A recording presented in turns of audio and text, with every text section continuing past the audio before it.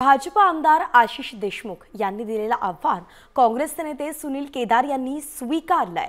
जागा आणि तारीख सांगा, आम्ही तयार आहोत असं सुनील केदार म्हणालेत। जास्त वळवळ कराल तर फडकून टाकू अशी धमकी आशिष देशमुखांनी विरोधकांना दिली होती आणि त्यावरच आता सुनील केदारांनी प्रति आव्हान दिलंय।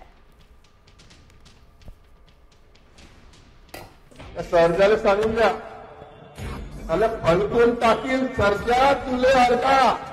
हे देवेंद्र फडणवीस साहेबांचं सरकार आहे। गृहमंत्री मुख्यमंत्री नागपुरातले आहे। जास्ती वळवळ केली तर फडकून टाकू तुले। कोणी धमक्या देत असेल त्याची चिंता करायची नाही, ते बिलकुल